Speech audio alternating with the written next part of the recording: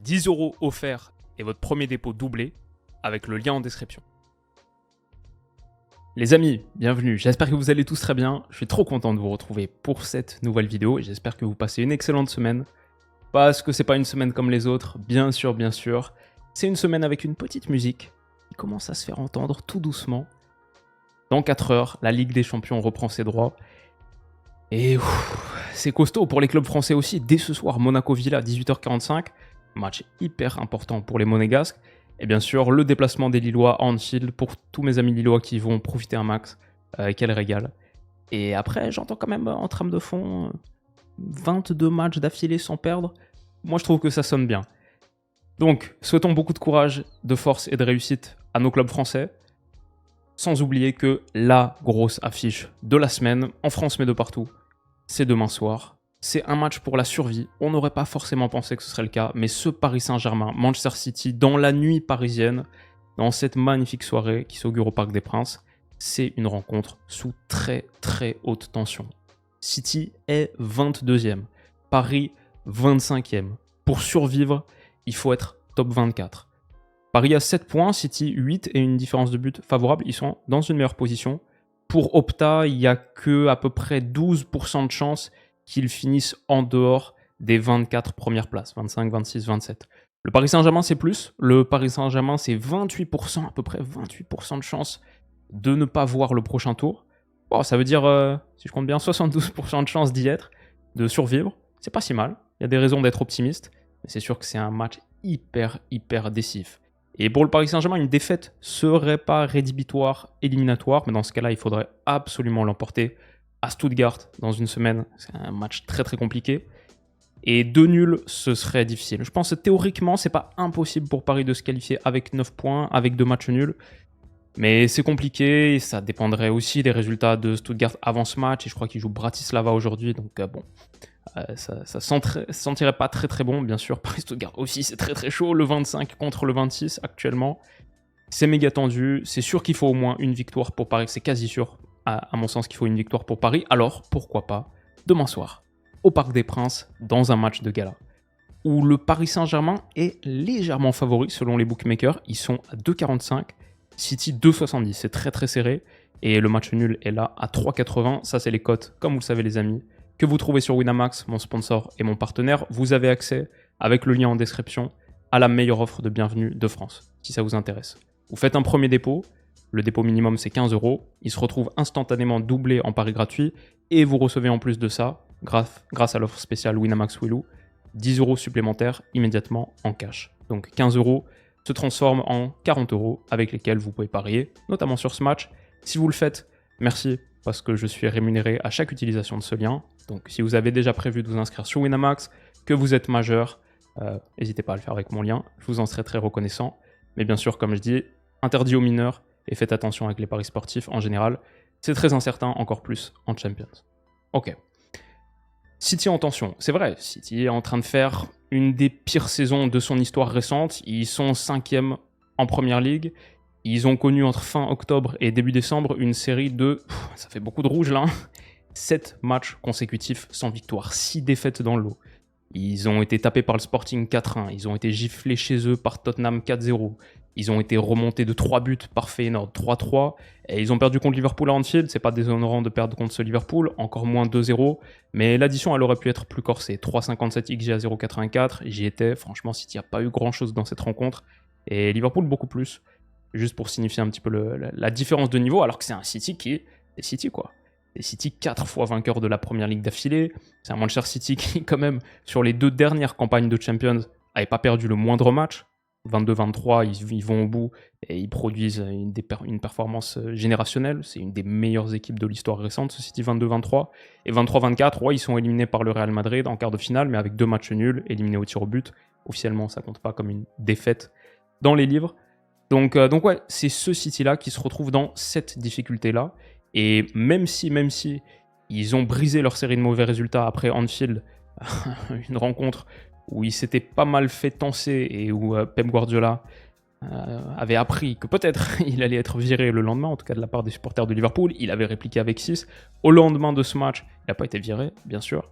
Et City l'avait emporté 3-0 contre Forest, mais derrière, Ils ont enchaîné avec encore 5 matchs d'affilée sans victoire. 3 défaites d'affilée encore en décembre.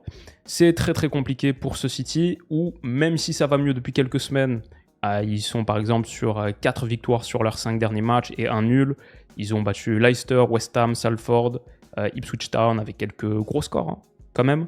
Bah, je veux dire, Leicester, c'est quoi? C'est 18e, 19e, West Ham 14e, Ipswich c'est 18e, Salford c'est une des 4. Et contre Brentford, ils ont été remontés encore une fois. Ils menaient 2-0 à 8 minutes de la fin. Ils ont été remontés et ils ont lâché 2 points. Donc, c'est très très difficile pour ce Manchester City-là, qui aurait même pu perdre hein, honnêtement contre Brentford. Ça, c'est le but de l'égalisation de Norgard. Mais juste après, dans le temps additionnel, Ake repousse sur la ligne et évite le drame. En Ligue des Champions, comme l'a dit, il reste sur 3 matchs consécutifs sans victoire. Ils sont 22e. Guardiola a dit « Nous avons 2 finales ». C'est pas tout à fait vrai. Une seule victoire serait largement suffisante. Ils auraient 11 points, ça irait. Mais bon, c'est clairement une machine absolue qui se retrouve là pourtant au dos du mur. Et on ne les aurait pas imaginés dans cette situation. Alors pour autant, bien sûr, ils ont des atouts. Le premier, je dirais, c'est bête blessée, bête dangereuse, quand c'est une bête de la taille de Manchester City. Un gros comme ça, avec ces égos-là, avec cette qualité individuelle-là, notamment offensive, dos au mur, coaché par Pep, attention au rebond. Et on a déjà vu des équipes en grande difficulté qui, dans un gros match, une affiche, un choc, se réveillent soudainement. Et c'est dur à quantifier précisément. Mais bon, tu n'as jamais envie de partir contre une équipe qui a autant de talent. Combien de méga machines se sont relevées dans des moments difficiles sur les gros matchs, qui je trouve rééquilibrent un petit peu les dynamiques. Et on fait un petit peu table rase du passé et on part sur ce gros match. Ça, c'est bon, c'est pas une vraie analyse, entre guillemets, mais c'est quand même un truc, quand tu es dans le foot depuis un moment, bon, on connaît ça. Le deuxième, quand même, plus tangible, le retour de Kevin De Bruyne. Ça change quand même pas mal de choses pour ce Manchester City. Il a été absent 1 mois et demi. Il est revenu avec le brassard. 4 passes décisives pour King Kevin sur les 3 derniers matchs de Première Ligue. Ça se passe pas trop mal pour lui et ça se passe pas trop mal non plus pour Foden, qui était le meilleur joueur de la saison 23-24, bien sûr, en Première Ligue, qui avait très mal démarré l'exercice actuel. Mais là, il retrouve beaucoup de couleurs. Lui aussi, il est sur 5 buts et une passe D sur les 3 derniers matchs de PL. Il est pas mal, et le secteur offensif de City est pas mal dans l'ensemble. Doku, Savigno aussi, qui sont parmi les meilleurs créateurs de l'élite. En dribble passé par match, ils sont très très hauts, et en action qui amène à un but par 90 minutes, ils partagent pas mal leur temps de jeu, mais en action qui amène à un but par 90 minutes, ils sont 3e et 4e de Première Ligue derrière Saka, Diallo. Attention à eux, faut pas leur laisser beaucoup d'espace. Même si je trouve que l'entente Doku-Haaland pourrait encore être un petit peu peaufinée, je vois des trucs contre la Juve par exemple.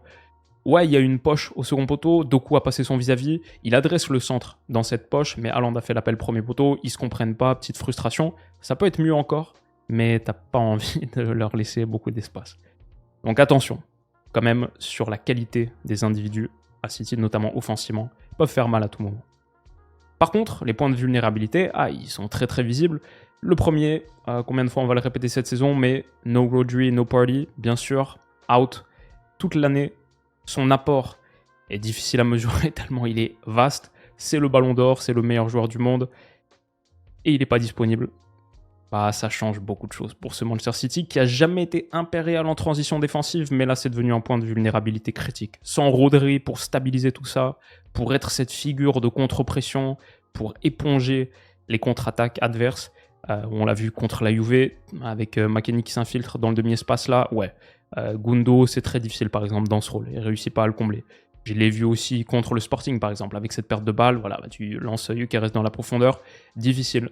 City manque de stabilité sur cette plateforme axiale, que ce soit dans la récupération, que ce soit aussi à la relance, mais ces moments de vulnérabilité en transition défensive, je les ai vus, j'ai dit, contre la Juve, contre le Sporting, de belles équipes, mais même contre Ipswich Town ce week-end, même un match qui gagne 6-0, quand Foden puis Gvardiol perdent leur duel et que Jack Clarke peut filer, il y a Liam Delap à servir, même dans ces moments-là, ils se sont retrouvés aussi en difficulté par moment. En transition défensive, ça a toujours été le gros problème, le gros talon d'Achille de cette équipe, mais là c'est encore plus criant sans l'ami Rodri. D'ailleurs, c'est assez visible, si on parle des transitions défensives, c'est très très clair. Il y a un chiffre pour moi qui est frappant.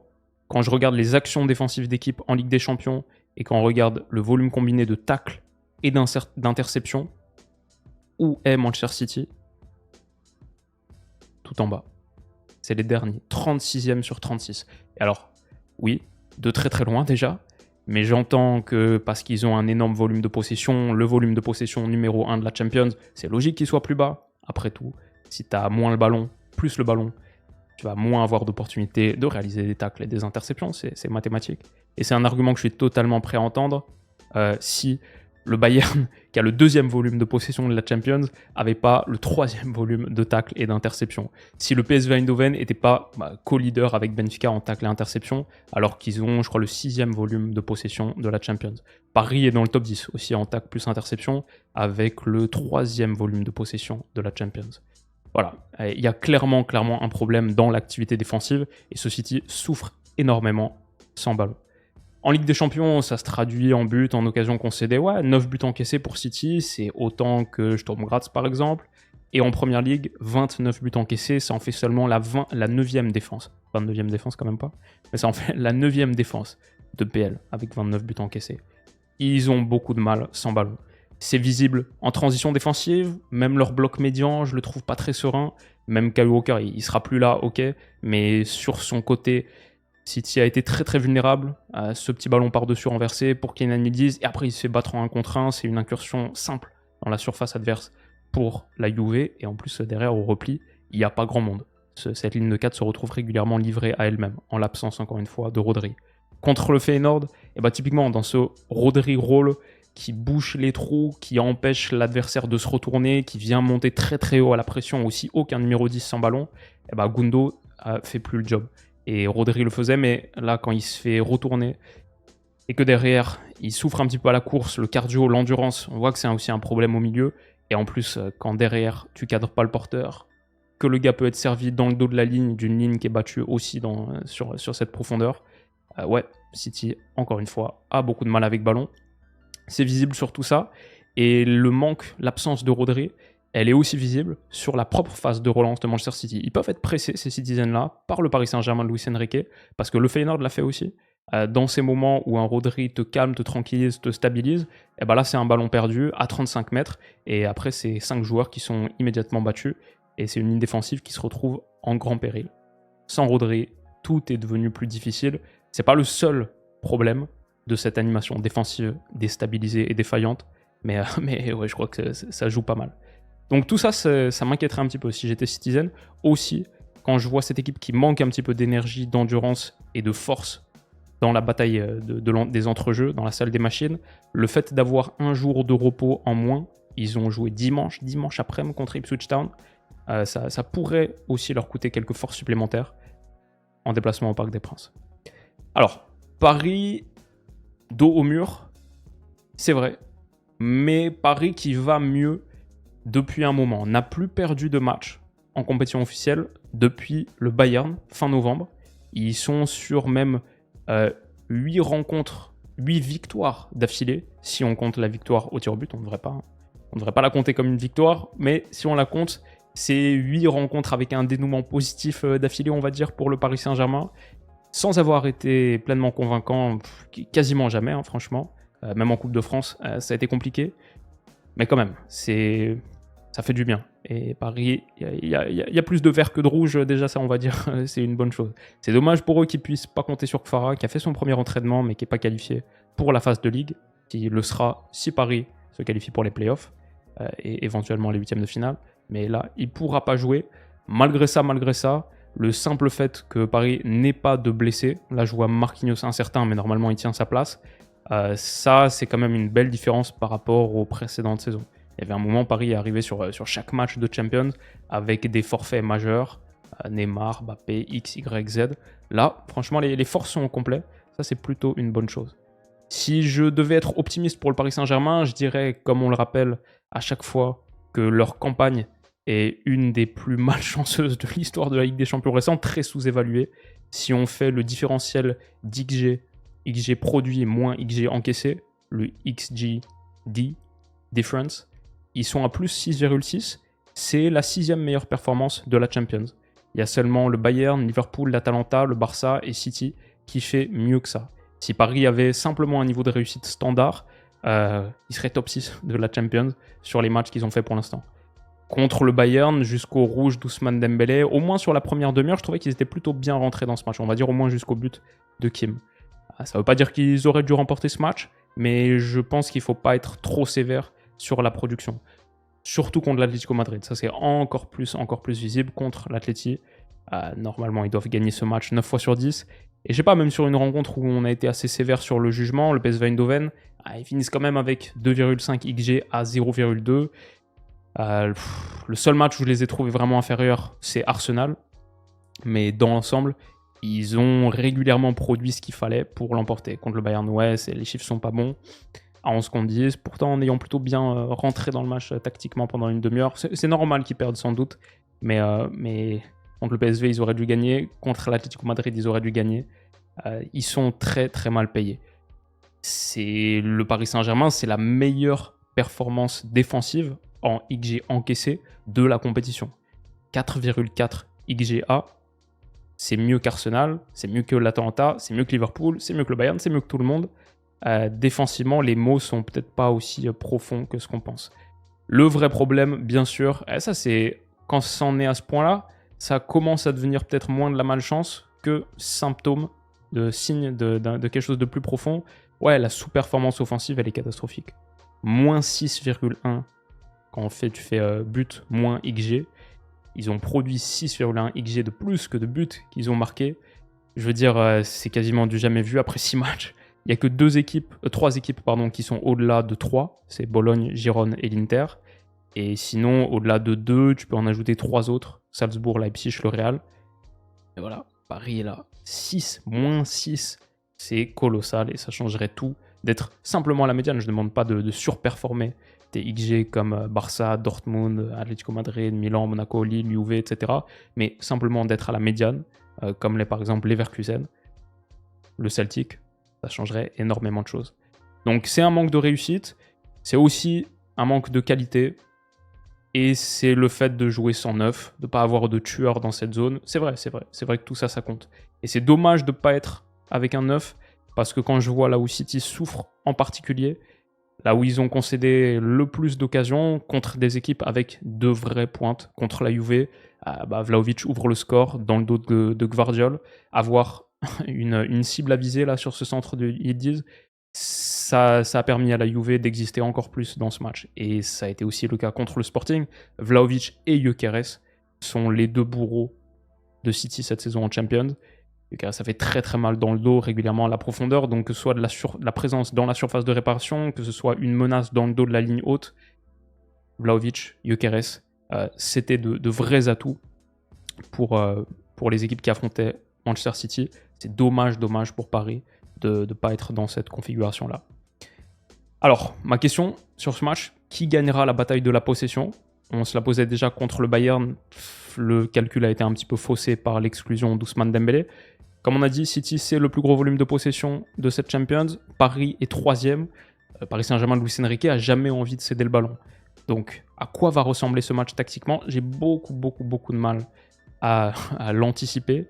Ce que je peux vous mettre là, c'est les 11 probables. On ne sait pas encore si c'est Ederson ou Ortega dans les buts. Ederson est revenu contre Ipswich Town. Avant ça, Ortega avait plutôt pris les devants. Je ne sais pas, honnêtement. Et interrogation aussi sur Doku ou Savigno sur l'aile. Et Matheus Nunes ou Rico Lewis en tant que latéral droit sur le papier. Mais sinon, ça devrait être Dias Akanji, Gvardiol, DG, Kovacic, Bernardo qui est maintenant dans un rôle plus bas de double pivot. De Bruyne, son retour, Foden, Haaland. Ce quatuor, il fait peur quand même. Ce quatuor, il fait très très peur. Il est costaud. Et il faut le craindre et s'en méfier. Côté Paris Saint-Germain, je pense 2 interrogations. C'est est-ce que Zaïre Emery ou Fabian Ruiz qui a marqué contre Lens, que Luis Enrique aime bien dans les gros matchs de Champions, pour avoir un petit peu plus de contrôle peut-être de qualité technique. Après, moins de volume dans cette zone, ça pourrait être une question. Sinon, Vitinha, João Neves, avec beaucoup de permutations dans cet entrejeu, je pense que c'est une des zones de force potentielle du Paris Saint-Germain. Face à Kovacic, Bernardo et une salle des machines qui est régulièrement à court de souffle, qui manque de peps. Là, Paris peut faire quelque chose.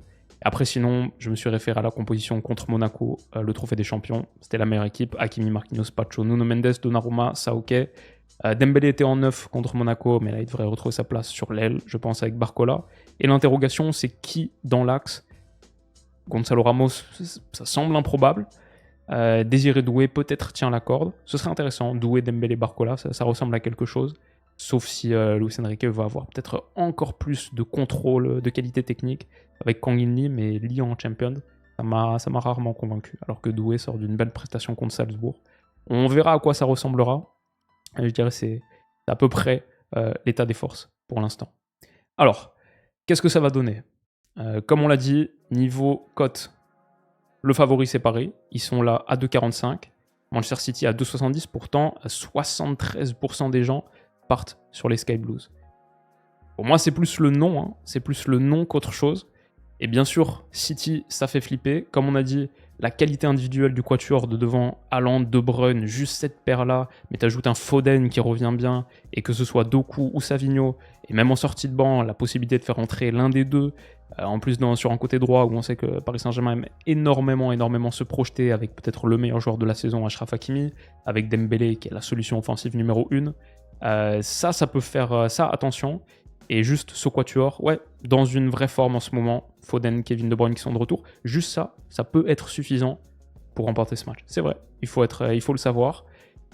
Mais honnêtement, même sur la série récente de résultats, même malgré cette force et ces atouts-là, je serais assez réticent à dire que City est de retour. Comme on a dit, les adversités qui ont été rencontrées récemment, elles sont faibles. Jusque-là, les matchs références de City, dans les grosses rencontres, il n'y en a pas cette saison. 0-0 contre l'Inter, défaite contre, match nul contre Arsenal, match nul contre Newcastle, 2 défaites contre Tottenham, battu par le Sporting, battu par Brighton, match nul contre Feyenoord, battu par Liverpool, battu par Manchester United, battu par la Juve, battu par Villa. C'est quoi le match référence de City face à une grosse adversité cette saison? Il n'y en a pas vraiment. Alors qu'à l'inverse, je trouve Paris extrêmement sous-payé sur cette campagne. Ce Paris Saint-Germain qui est au Parc des Princes, ce Paris Saint-Germain dont le point du match nul, ça leur irait bien, mais City, ça leur irait totalement aussi avant de jouer Bruges. Les fondamentaux parisiens ne sont pas aussi mauvais que ce qu'on dit. Je sais pas, mais tout ça, pour moi, ça me met plus vers match nul ou PSG que Manchester City. Je pense qu'il y a vraiment la possibilité d'aller le faire. Et à la fin, je crois que s'il faut choisir, je pense que Paris a les armes pour. Les matchs nuls sont par essence moins probables. Il y a beaucoup plus de résultats qui donnent une victoire qu'un match nul. Donc même si je suis d'accord avec les coachs, je trouve que c'est très équilibré pour toutes les raisons qu'on a données. S'il fallait choisir absolument quelque chose à la fin, je suis entre match nul et Paris, et je vais dire Paris. Je vais dire que le PSG le fait. Je vais dire PSG à 2,45. Je vais dire un score relativement serré quand même, on va dire 2-1. Et je me suis trop brûlé sur Dembélé buteur. C'est un peu une des histoires de cette phase de ligue.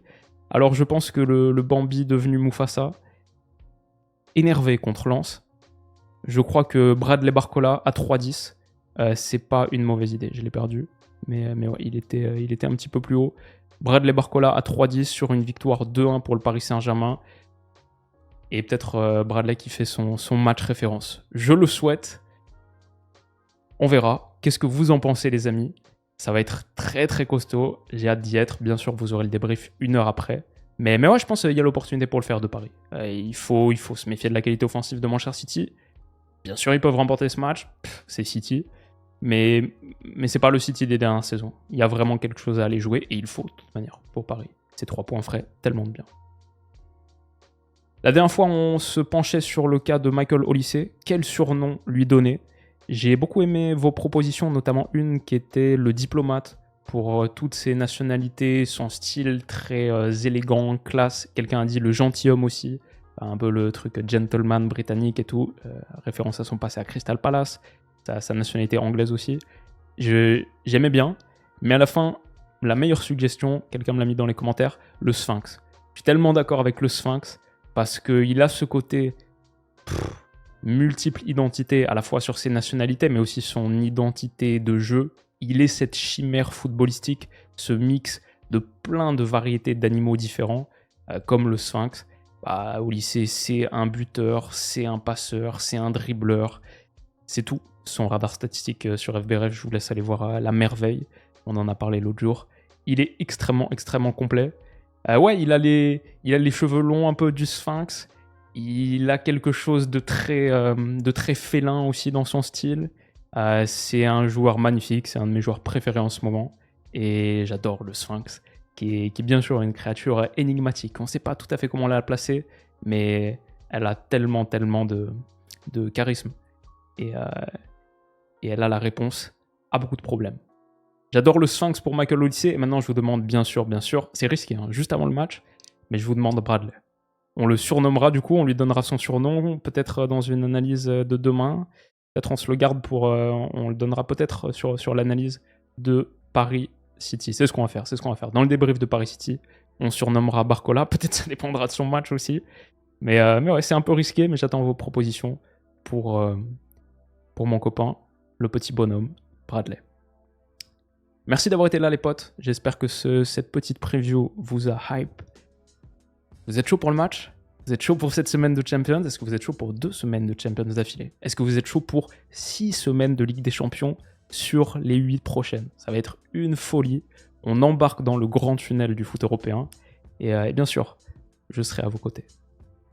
Merci d'avoir été là les potes. Prenez soin de vous, passez une excellente journée. Et on se dit à très vite. Bisous.